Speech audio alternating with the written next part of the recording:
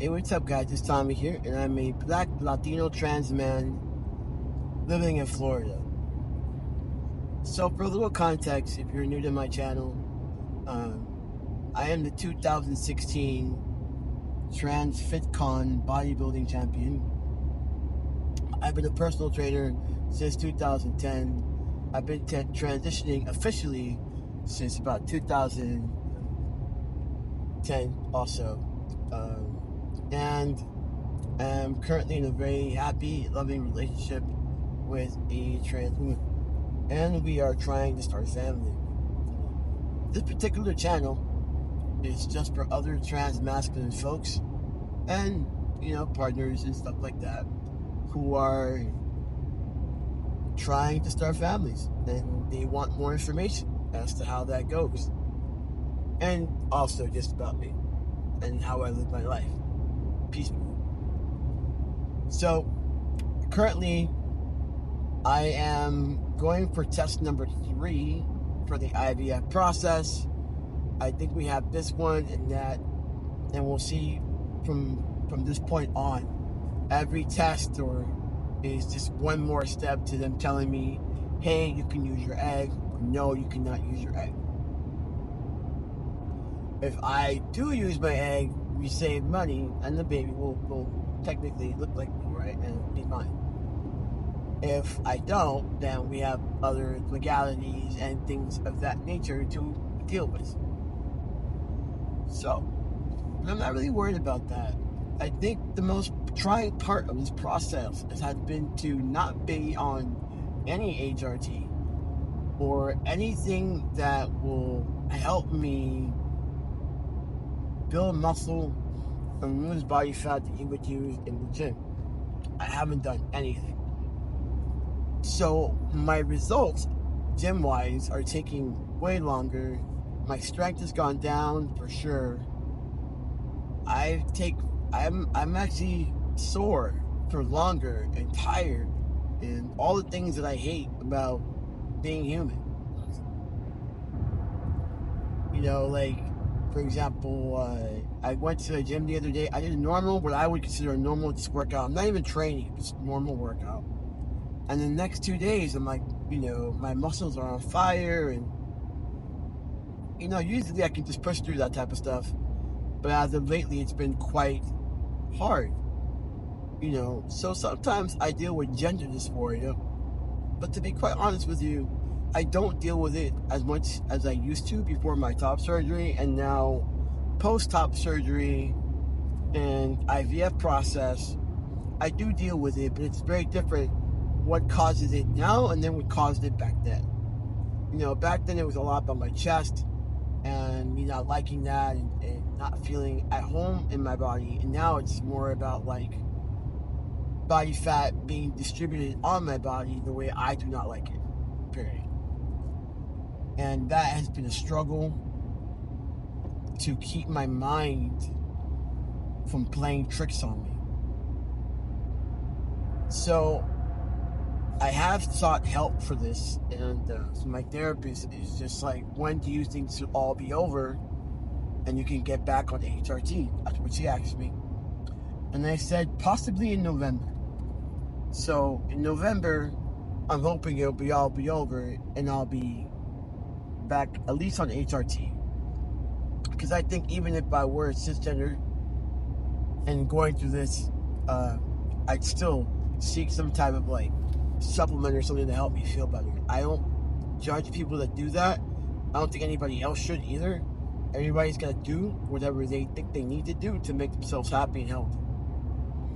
So there's that. I do deal with body distortion more than anything else. That is where this process really killed me.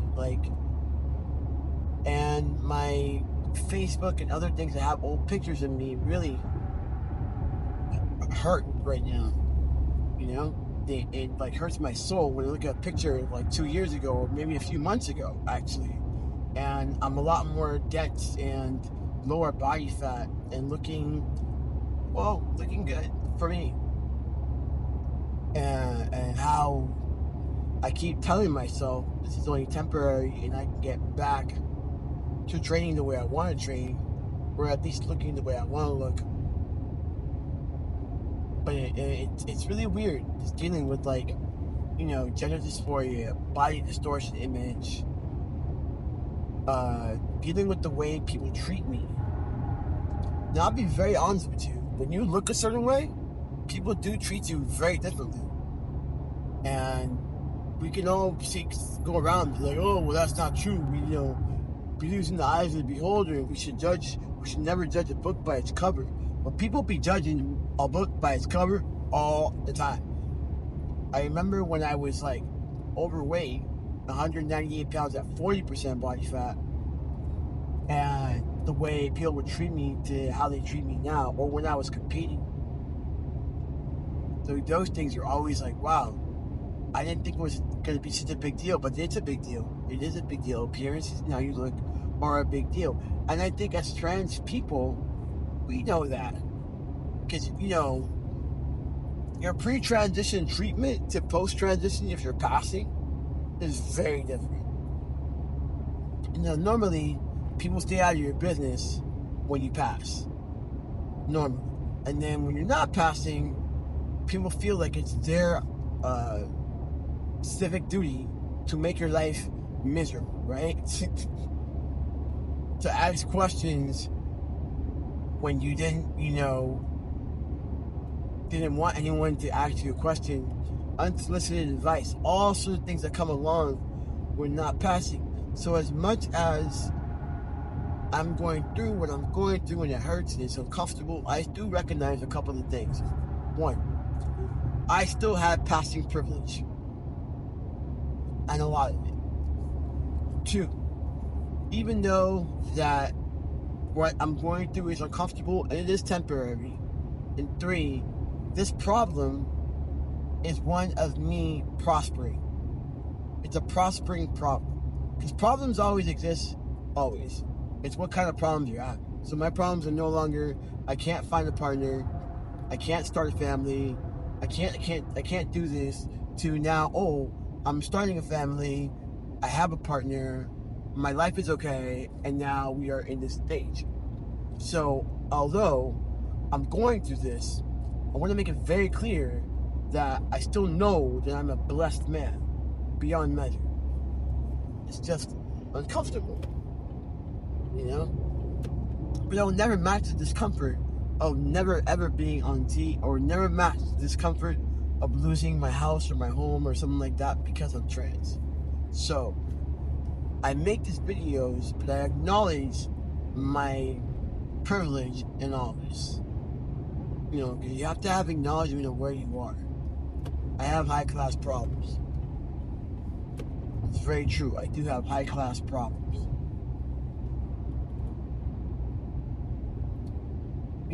But I think it's very weird from going from having gender dysmorphia due to my chest for so many years, my chest being gone,